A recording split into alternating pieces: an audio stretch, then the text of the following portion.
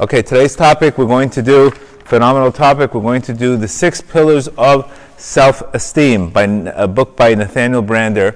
He's been a psychologist for over 30 years, and he basically came up with 6 pillars of self-esteem. I'm going to obviously usually blend it in with Rabbi Nachman's teachings, because everything usually has Rabbi Nachman's teachings in it. And we're going to really give it a tremendous insight. Why self-esteem is so important? It's because it pretty much affects absolutely everything in your life, across the board. Relationships, marriage, work, the amount of effort you put on yourself. And we know low self-esteem is rooted, unfortunately has led people to addictions, depressions, and God forbid, one of the worst states. And obviously this is one of the things, working in recovery, that I try to get people to start loving themselves and having more compassion. But the root is self-esteem. It's probably the most important class. I speak about it so much. And once we really get to the root of it, that we really, when I want to get you to the concept here, is practicing self-esteem. Practicing self-esteem. This is not something you're born with. This is something you develop. Just like resilience. You're not born with resilience. You develop it. So it's not like I got the wrong DNA. This is my life. I got the wrong relationship. I got a lemon. I'm done. No such thing. Practicing self-esteem. It means you have to work it. Whatever you work for, it works for you. Exactly the way with anything else. You work your marriage, it works for you. You don't work your marriage, it goes against you. Cross the board on anything else. But self-esteem is one of the most important things, because unfortunately today we were living in a very victimized generation. Unfortunately, in a very entitlement world today. Everybody's entitled to everything. And you shouldn't really, if you really have healthy self-esteem, you shouldn't want free things in life. Opposite, you should want them, person that works for his effort, he gets reward. It stays with him. But you see today, the society today is obviously, there's a major lack of self-esteem. Some of the issues are, too much comparison. People are 25 filters on a camera to put on a picture. There's never enough today. And this is something that low self-esteem is really the connection spiritually. It's the portion of God inside of you. The reason why you have to develop yourself is because God gave you a portion of Him inside of you, and your job is to develop that issue, to develop that to the extent.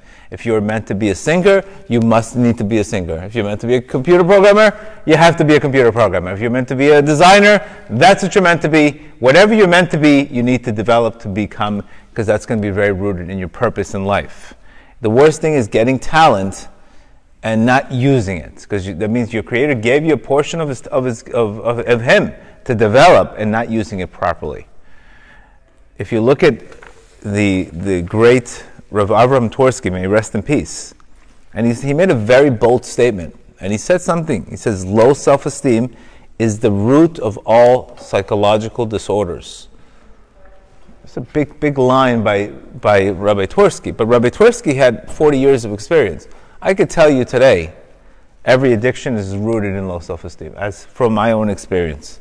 I could tell you. Nathaniel Brander, who's been practicing this for 40 years, is basically telling us here. From anxiety to depression, to underachieving at school, to fear of intimacy, to happiness, to success, alcohol, drug abuse, abusive marriages, child molestation, codependency, sexual disorders, all kind of chronic suicide attempts, violence, etc., is all rooted in somehow low self-esteem, etc. Because we're going to give you the practical. I know. Right now it's a little bit of a bomb to hear those things. How could you tell me everything is rooted? So you're going to see exactly how that is rooted in low self-esteem. And if you want to fix your Shalom Bayit, you have to work on your self-esteem. That's number one. I always tell people it's the biggest issue in the world is we always want to fix outside of us and not inside of us. That is the number one problem out there is I need to change the outside. Once you change the inside, everything changes. As we speak about many times, when you change your relationship with your Creator, your relationship changes. Your Creator changes your relationship with people. Bottom line, it's very important to understand that we have to take, one of the steps you're going to say is to take accountability. Nathaniel Brander basically came out with 6 concepts. We're going to go through them. We're going to talk about the Chassidus in each one of them. There's a lot of emet to what he's saying here. But it's once you get to it and you break it down, you're like, oh my God, I never saw it that way. David Lieberman, speaks a lot about this. David Levy is one of my favorite authors. You're going to also recognize there's a correlation between self-esteem and ego. As self-esteem increases, ego goes down. As self-esteem decreases, ego rises. And what does it practically mean to have a big ego today? To have a big ego means blaming people. To have a big ego is being a person being very, very not willing to be open-minded, very small perspective, looks at everything the wrong way all the time. So our ego blocks our perspective. So how do you know you're building your self-esteem? You're radically open-minded to change. Imagine if somebody's single for, they're 20, 35 years single, and you tell them, listen, I think you need to do this to get married. What are you talking about? I do this already. What do you know? There you go, big ego. At the end of the day, because it doesn't mean you have to take the information sensitive. You have to, okay, it's information. Let me see what I can use and what I can't use. But you see, sometimes we touch on very, very, very sore topics in our classes, obviously, because this is not a radio, and topics that are going to make change. But some of these topics, people run away from these topics because it hits the wrong nerve. But that's exactly what's supposed to happen. That means if you're walking out of a class always happy, you have a problem. You have a problem. The class sometimes has to bother you a little bit. It has to bother you a little bit because if it bothers you a little bit, whatever doesn't challenge you doesn't change you. So it's okay to be a little sensitive, be a little bothered sometimes, because that means usually we have to change some area. So that's the correlation, as you're going to see. The correlation, how do you know practically, is my self-esteem increases. Is basically you're going to recognize you're more open-minded. You look at situations in life where instead of looking, oh my God, this is bad or good, you'll be curious instead of saying it's bad or good. Another way you know that your self-esteem is increasing is when you start realizing people stop insulting you so much. And if they do insult you, you don't really care. That's another sign of a healthy ego, a healthy self-esteem. That what people say to you doesn't really bother you as much as it did before. Before you were really bothered, but now they could say the same exact thing and you couldn't care less. That means you have a healthy self-esteem. Doesn't mean you have to be arrogant, but it means not everything that happens to you is about you. Again, healthy self-esteem means I'm working on myself, I know my value, your opinion is not going to change my opinion of myself. And it's very, very, this is so important because, can you prevent? You can't have Shalom, you can't have, Reb Nachman already told us, it's not possible to have permanent peace. He told us black and white. He gave us a Torah, and he says you may want to have peace, but you're not going to have peace. As much as you want permanent peace, you're going to have moments of peace. But to think you're going to go to Switzerland and hang out with goats and say, this is my life, I don't want to be bothered, I want to live at peace, not possible. Because you would be bored to death and you would have a life of no fulfillment. So you're going to have trouble, you're going to have people in your life that are driving you crazy. Believe me, I have a Rolodex to them. But again, I realized, okay, Baruch Hashem, this is what it is. It is what it is. This is what my Creator gave me. And He's teaching me that I need to be more merciful to people. And once you recognize that, you're no pain, no gain. No ego, no pain. So if we don't have an ego, we're not going to have pain. But big ego, a lot of pain. So there's a lot of connection between that. So remember, being open-minded is a sign of you're building your healthy self-esteem. Another sign is definitely not taking things so personal, not being so sensitive all the time, not being the center of the world. That is also a sign that you're working on. Being able to take constructive criticism, it's a sign that your self-esteem increases. Gratitude is a sign of self-esteem increasing. Right? Because you can only be grateful if you have the proper perspective. Right? And a proper perspective means the ego has been you've worked on your Yetzer Hara. Okay? So very, very important. That's how these are the litmus tests that that you can come home, you can be in a marriage, all of a sudden somebody will say something to you.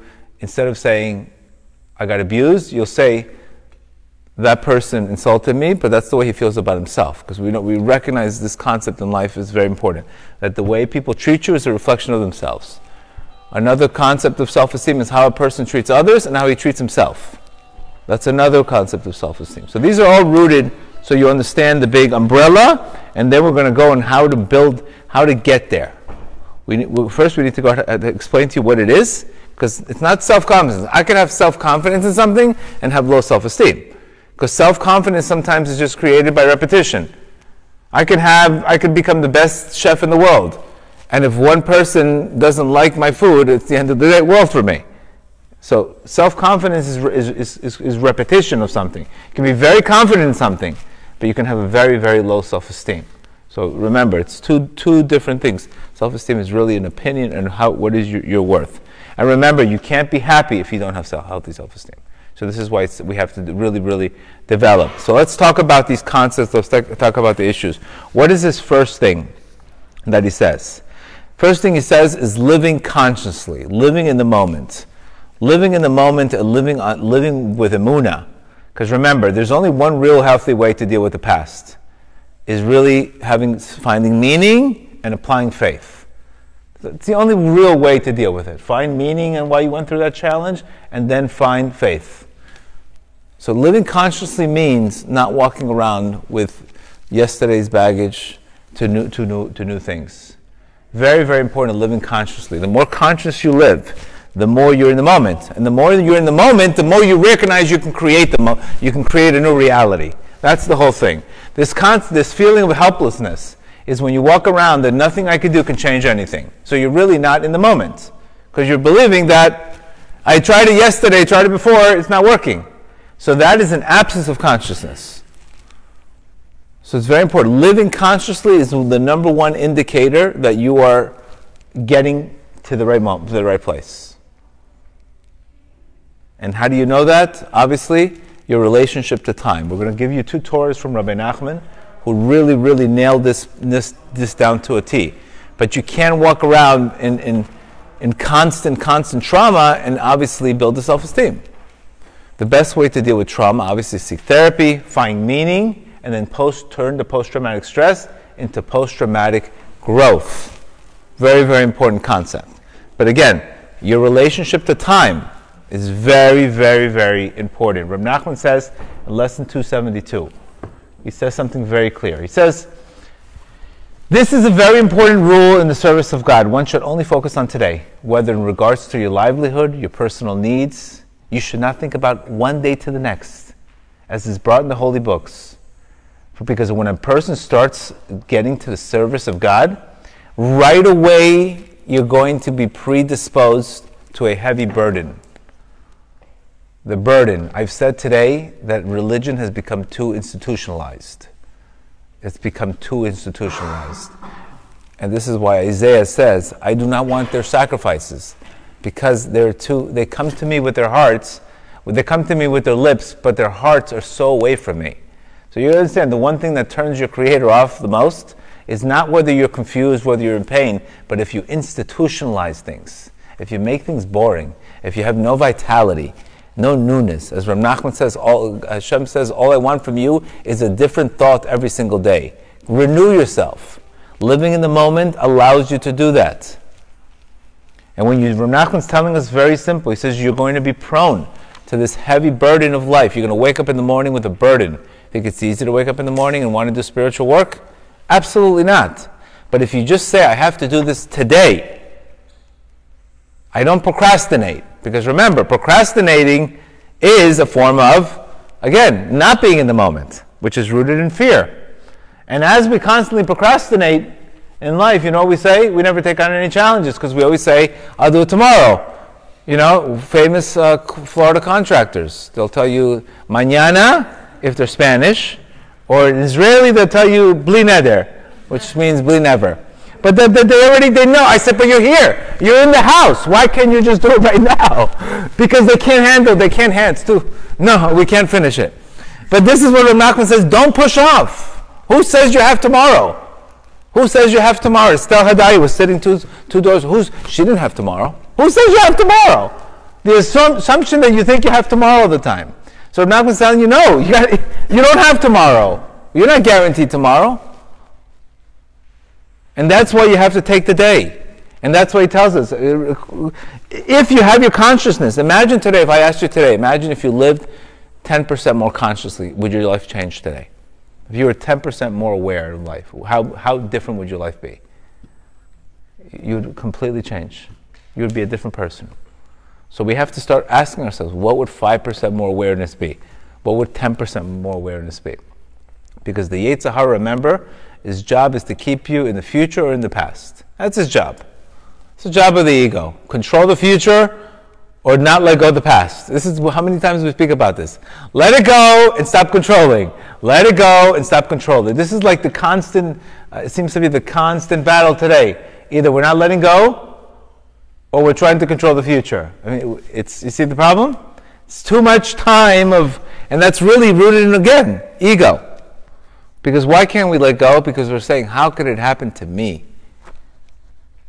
And the future. I'm afraid to embrace something new. So it's actually sabotage. When you don't let go, you're sabotaging your own future.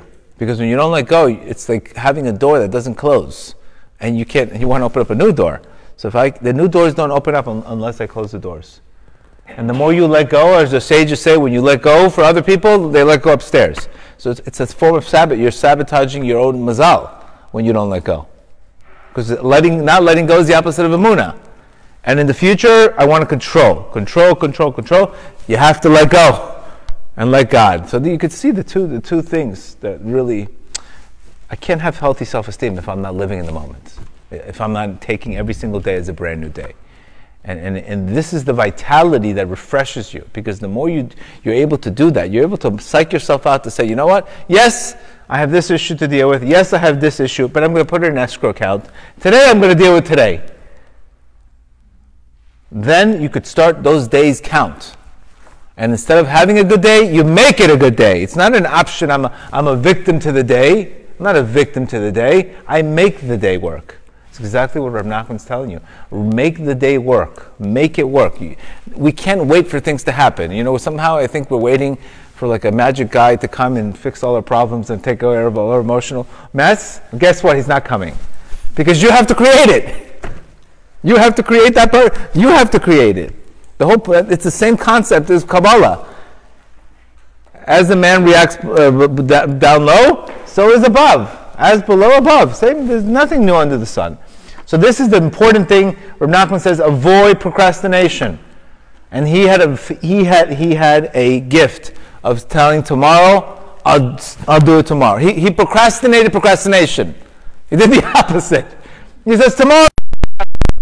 And then when it came tomorrow, you know what he says? I'll take a day off tomorrow. It's like being in the collections business in retail.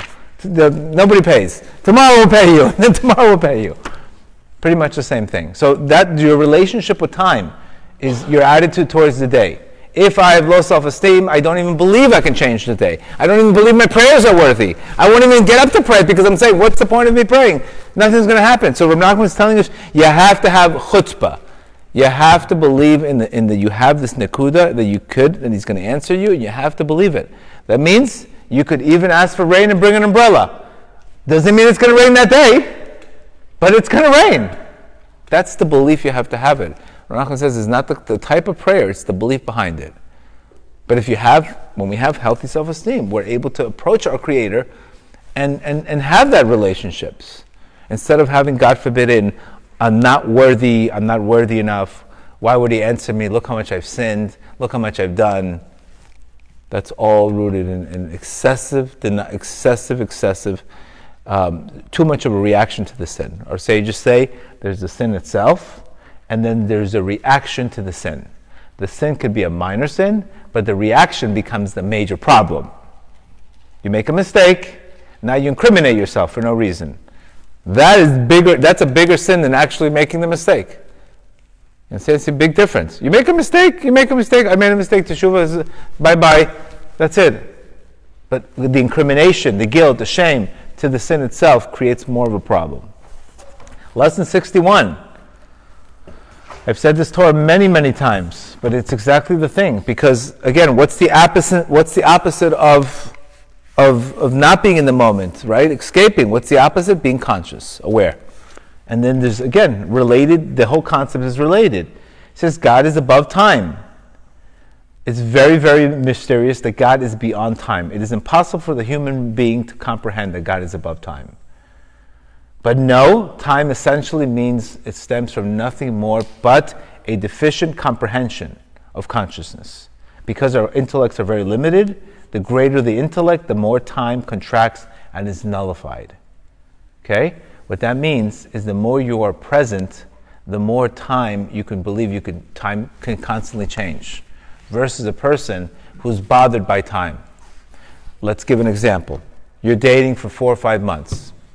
And you're going to say, and let's say you just got out of a relationship and the relationship took 8 months. It went south. Okay? All of a sudden, you want to start dating again. You think you're going to go in there with a, happy? Oh my God, I can't believe I got to be in another relationship for 8 months. Who says you have to be 8 months? But now you're taking all that weight because you're not aware that you can get married in 2 days, if Basha wants you to. Things can change in an instant. But because a person's not aware, he's in the past. He's saying it's going to take another 8 months. So what happens? They show up to a date. Oh my God, it's going to take another month. Who are you? What do you do? Not for me. Next. You don't have the patience. It's very important. This is dysfunctional dating. You always have to look everything brand new. It's the key to everything in life. It's the importance because, like I said, the belief of Emuna is believing that everything could change right now. Right now, everything could change. Everything could change in a minute. That is the belief. As we wake up in the morning, and our sages say that our faith is renewed every single morning. What do you think they're telling you that for that? They're telling you, but those who believe it get that energy. But the ones who don't believe it don't get that energy, bottom line. It's very, very connected to what your beliefs are. If I believe it, I get that energy. If I don't believe it, I don't get that energy. And that is really the magic of life, to be able to look at everything brand new. Look at everything brand new, and that is how there's no such thing as low self-esteem, because you're creating new. It's a constant creation. It's a constant renewal, constant creation. That's what we have to work on. That's a practice. It's a muscle you have to work on. The best way to do it is breathe, meditate in the morning, and get yourself into the present day. Very important. You want to right away change state, get into a gratitude meditation, get into breathing, because that allows you to take advantage of this energy. Because if you don't believe there's a new day created, you start thinking, how long? So that is, the first thing is your relationship with time. Your relationship with time and your self-esteem are very correlated. You start working on being more conscious, being more aware, automatically your self-esteem will increase. Guaranteed. Guaranteed. Because you'll be more aware and you'll have more beliefs. And as you repeat, things will change. Reality will change and everything will change. That's exactly what we're talking about. So your relationship to time, if that doesn't work out, because you can't have everything else if that is not, I'm still in the past. If I'm still in the past. Imagine how many marriages, all we talk about. What'd you do 5 years ago to me? 3 years ago, 7 years ago, this, that. Let it go, let it go, let it go. Second, practice of self-acceptance. So the first one is consciousness and time, being present. Second one is acceptance. You can't change something you don't accept. Bottom line. If you don't accept it, you can't change it. Now, once you accept your current state, where you are right now, etc. in life, okay, then you have to judge yourself. Very important. You have to judge yourself favorably. Acceptance doesn't mean, look what a mess I made. What am I going to do? No. There's a great book, great concept. The Science of Self-Compassion by Kristen Neff. She wrote a whole book on self-compassion, how just the way a person speaks to themselves and how they treat themselves either produces oxytocin or cortisol. Your internal speech is very, very important. Yes, I made a mess. I accept it. Now it has to become the self-work, working on yourself, being kind to yourself. It's very, very important. Nachman says the way you judge yourself, it determines your success. Isn't that crazy? The way you judge yourself determines your success. Because if you don't judge yourself properly, how could you judge others properly? So it's very, very important. The way you judge yourself is the way your success in any area. And the difference is self-criticism, everything becomes a threat. Okay? Releases cortisol and adrenaline. Self-compassion, you start getting oxytocin, you start developing self-compassion, and you're good to yourself. You're less likely, okay, I woke up late. Okay, I'm not perfect, I woke up late. Instead of saying, I always wake up late. How am I ever going to make money? I keep on doing it. This negative self-speech has to go. You have to go. Because that you're not accepting your situation. And you can't accept, you can't change. Acceptance. This is what I need to work on. Accept. The opposite of acceptance is resistance. And resistance is what's causing the majority of the damage, which is the suffering. So we don't want to resist, we want to accept. Just think an area of your life. Accept. Imagine an addict says, I don't have a problem. Okay. So we have to wait till he finally says, I admit, and it could take, it could take a long time. That's all time being wasted, that he can already change his life. But the lack of acceptance is why a person's not getting to be able to get that. So the second step is acceptance. You have to accept where you are, and once you do accept where you are, there comes the self-compassion. You have to have self-compassion when you're trying to change. Recognize that you have a concept of Hashem is always going to show you. He's going to give you the success in an area. All you have to do is ask for help. Sometimes we're very confused and we're thinking that the results are in my hands. No, you have to ask for help. Because if you start getting successful on your own, what happens? You start getting arrogant and you miss the whole purpose of the whole concept. The third step is practice self-responsibility. This is what we call in Kabbalah Malchut. Responsibility is the keli, is the vessel. When I take responsibility, I'm able to draw shefa. I'm able to have a vessel. Can you have a vessel without taking responsibility? No. This is why we stress guys to get married. Because if you're just hanging out and dating, you're not putting a ring, you're not taking responsibility. Not taking responsibility. Yes, you're not guaranteed, nothing's easy, but you're not taking responsibility. You have to take responsibility. Reb Nachman says that when you take responsibility, that is what draws shefa to the world, to your life. Because all of a sudden you took, as what do you say in the chuppah, I cherish you, I honor you, and I will provide for you. When you say I will provide for you, all of a sudden your income goes up. Income goes up automatically. Why? Because now you're responsible for more people. You're connected to kingship, which is responsibility. So this is the constant problem that people say, I don't want to get married until I make more money. But you're going to make more money after you get married. It usually comes afterwards more, not before. I can't tell you that enough. Get married afterwards comes the blessing, not before. So people should really be running to get married, not running away from getting married. And this is the opposite of taking responsibility. Because you can have a lot of fun, and just like a guy in a building, he jumps from the building and goes, how's it going? I'm doing great. And then, he crashes. So, a lot of people tell you, yeah, I'm doing great. Don't you see how much fun I'm having? And then, boom, it crashes.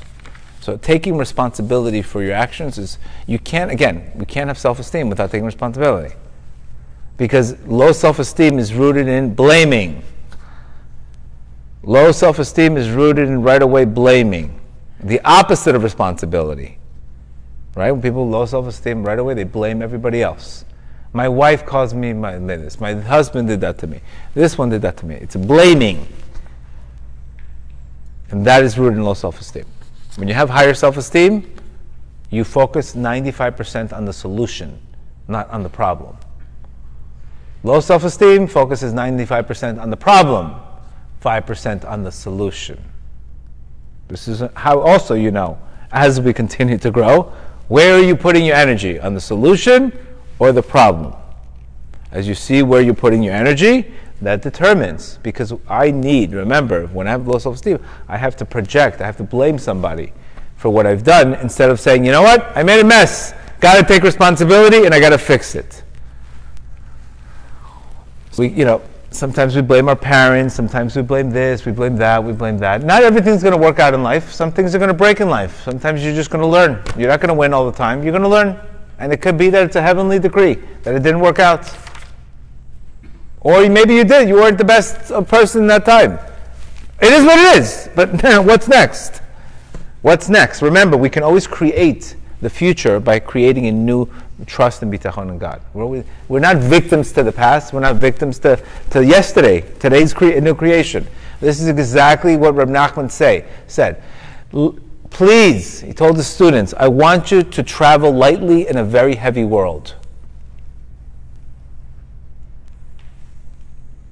You think people are today living lightly in a heavy world? No. They're getting dragged with the mud. Travel lightly in the heavy world. He had many opponents, but he didn't care. He didn't care. He didn't care.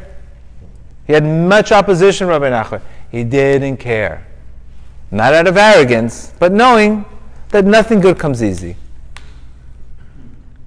Same thing with you. Same thing with us. We have to take responsibility and say, I am the solution, I am the problem. End the story. And when you do that, it's ultimately humility. Because remember, humility, people with humility, they take action. Lack of humility, they have to blame others. It's the opposite of humility. And humility gets everything. Humility, you get everything.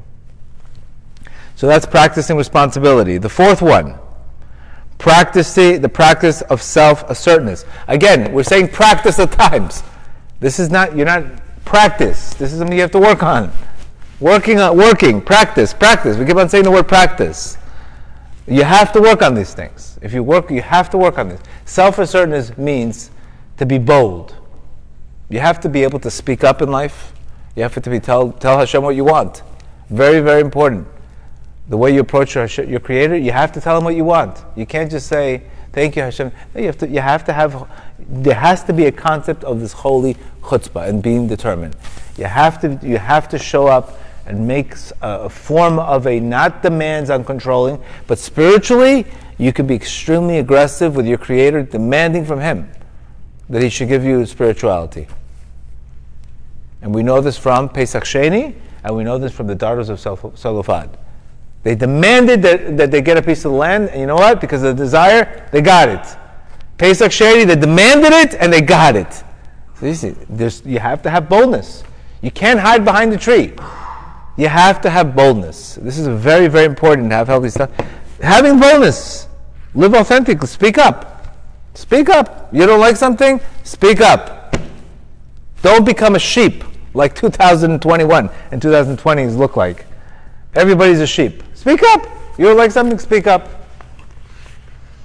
No political jokes, that's for sure. Reb Nachman says, you have to be as bold as a leopard. You have to be as bold as a leopard. But don't allow yourself to be pushed off by people. And don't become shy and timid.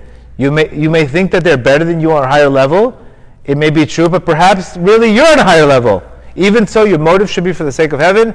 And get into the habit of not caring about what people say. Get into the habit of not caring.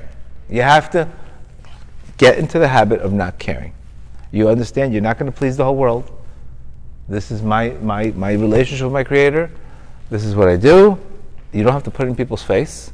But you have to have inside, this is my road and this is what I do. So people that practice healthy self-esteem, they speak up and they have rights. They're not sheep. They're not sheep. You have to speak up, specifically spiritually. You have to speak up. There's a great line. The squeaky wheel gets the oil. And if you hang around the barbershop, you're going to get a haircut. You're going to get a haircut. That means you got to sometimes, who cares what you're saying? You just have to be around to win. Very important.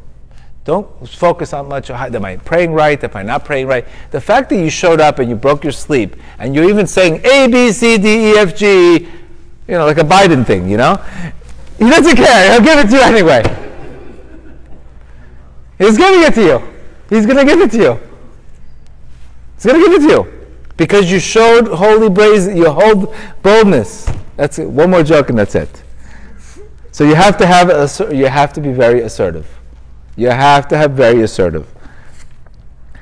The last one is you need a purpose. You need a purpose. You need a goal. You need something higher than you to do. That's why it's very, very important creating projects, because the purpose wakes you up in the morning. You have a purpose, you don't need an alarm clock. You don't need an alarm clock. You don't need motivation. The purpose itself gets you there. How do you get purpose? You have to spend a lot of time by yourself and finding what you're good at, what you're not good at, and really, really develop yourself. But these are the six pillars of self-esteem. And when you have them, remember, it's all connected, because remember, once I start having self-esteem, I'm willing to choose what's difficult now. We always say this, what's hard for you now is going to be easier for you later. What's hard for you now is going to be easier for you later. What's easy for you now, it's going to be hard for you later. People with healthy self-esteem, they're able to have more delayed gratification instead of the instant delayed gratification, which is a very, very important. So self-esteem is a very, very wide thing. But the most important thing, like he says here, is you are inside of you, you have a portion of your Creator. This is another great book, by the way, Self-Esteem in the Talmud. Another phenomenal book, which basically takes most of the stories from the Gemara and gives us examples on how to develop these same. This is by Rabbi Yisrael Rowe, amazing, amazing rabbi. But he basically takes all of these situations and tells us exactly how we can work on that. So remember, this is not something you are born with. This is something you have to develop. And remember, practice consciously is 1. Responsibility is 2. Assertiveness is 3, which is boldness. Living purposely is 4. What did we say? Are we missing? Acceptance is 5.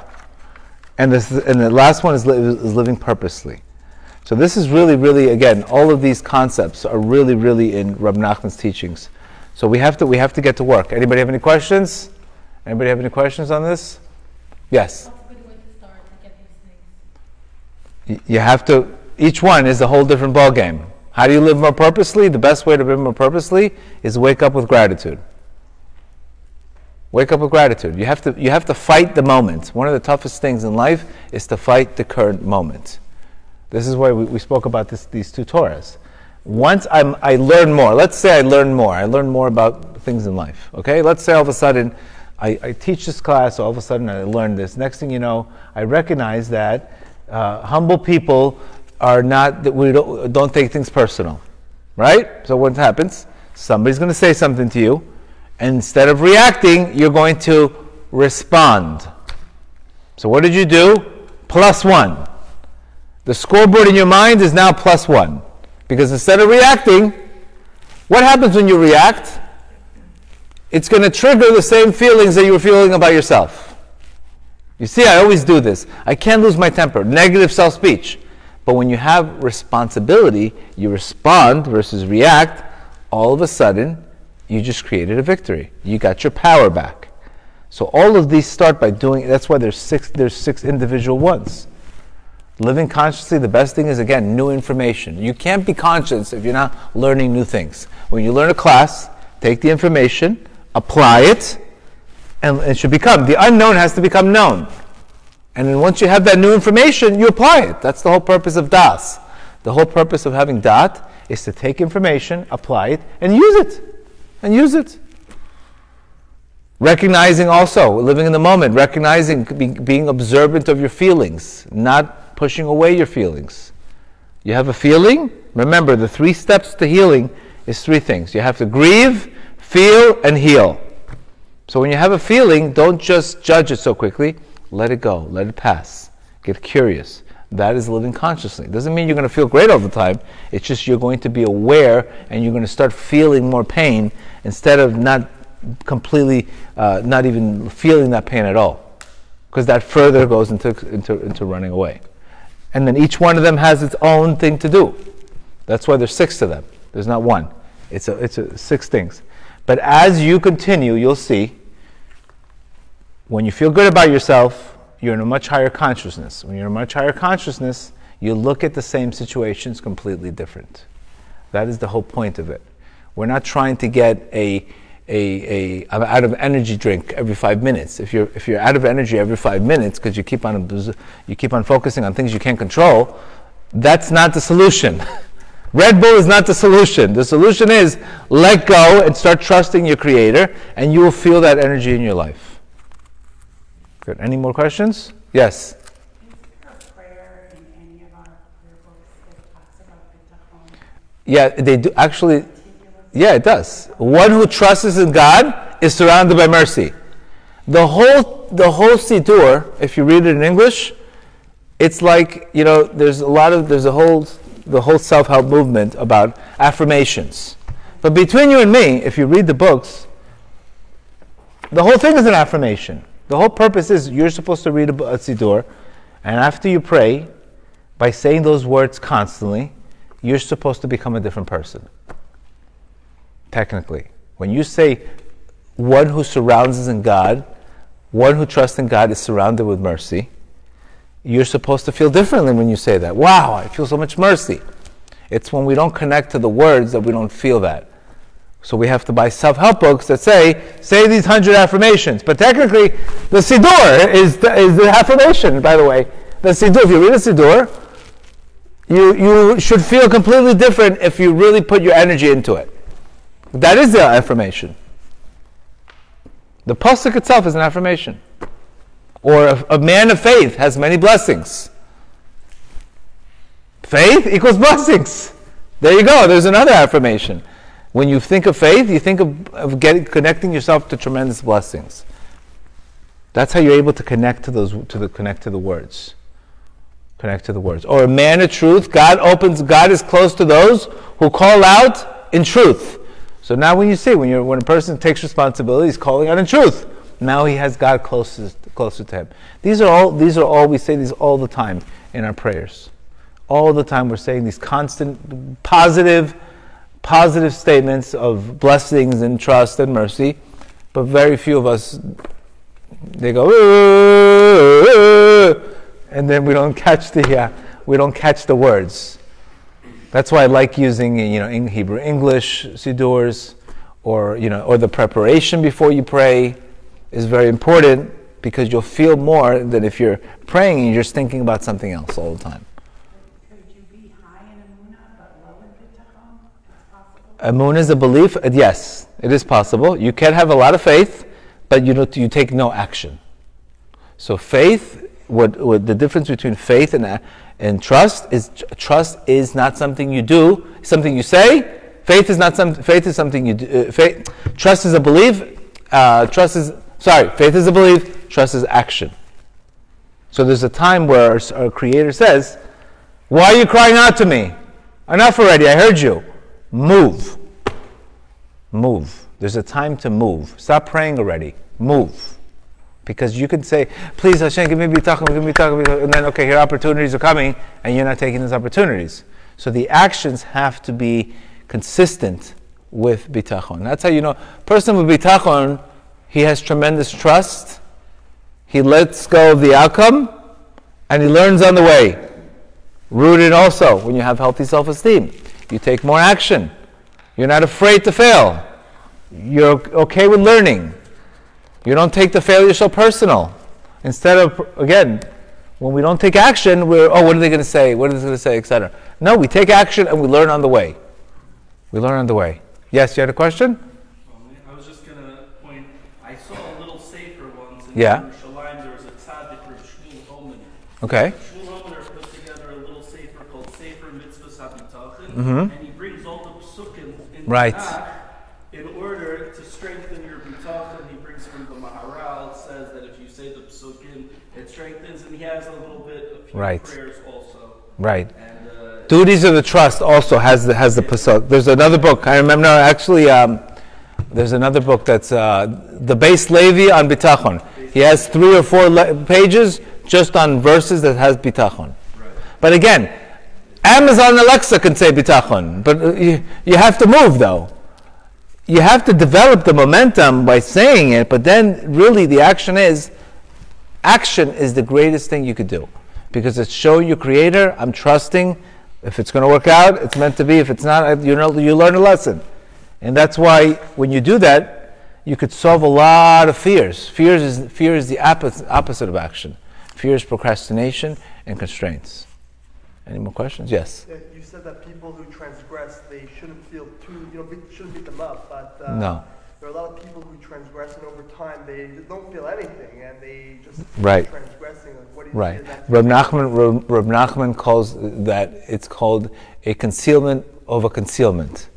But still, even in a concealment of a concealment, you have to scream out from your heart, and that scream can get you anywhere. Now, the problem is once you start doing tshuva, once a person starts going the right way, then comes the obstacles to see if he's really doing it for the right reasons. So usually people they want better, they start doing good, and then they try, next thing you know, the kitchen sink comes at them. Everything that can go wrong comes at them. So they're saying, before I didn't do tshuva, I didn't have these headaches, but now that I'm doing tshuva, the whole world is out to get me. So there has to be a cleansing process. A bride cannot walk down a wedding with a red stain. The stain has to come out. So the cleansing, how you relate to these obstacles once you cry out, is your attitude. You should say, I deserve a lot more, and this is 10 cents on the dollar. So the way we deal with mid-Oct and obstacles, Yisurim, we always have to say we're getting a very good deal on them. We're not getting punished. We're getting a cleansing. When you're saying that way, it's much easier for you to come closer to God than that way. Because sometimes we're afraid of punishment, or we're afraid of this. This is all in our heads. We're watching too many movies, and our connection. God is merciful. He wants us to get, but there is judgment. There has to be tzedek u'mishpat. There has to be judgment. But your job through your attitude could be completely sweetened. We're here to sweeten the judgment by giving tzedakah, etc. Good? Any other questions? Any other questions? Any other questions? So again, this self-esteem is across the board. Across the board, marriage, life, dating, etc. Imagine being in a relationship with somebody who's very, very needy. Where are you? What time are you coming home? What time? What time? Where'd you go? Low self-esteem. You want to leave me? Leave me. What do you want me to do? I know I can find somebody else. But the constant fear of being left alone. Because some people say, if I don't love myself, why would they love me? So the fear of that person, you become more needy, and then they don't want to have anything to do with you. So sometimes also we have to give people space. When you have love, you create space. Healthy self-esteem, you give the person space. And usually people want what they can't have. How do you like that one? So you're actually doing better. Because the more you play, I'm not saying play hard to get, but when you create a space, people want to be with more people that have a healthy space. Nobody wants to be suffocated in a relationship. I guarantee you. Nobody wants to be suffocated. And why would you suffocate in the first place? Low self-esteem. You're afraid you're going to lose that person, afraid of abandonment, afraid of all that. And it's very, very important. This is such an important concept. Again, the book is called The 6 Pillars of Self-Esteem. It's by Nathaniel Braden. Strongly, strongly recommended. All right, guys? Have a great day.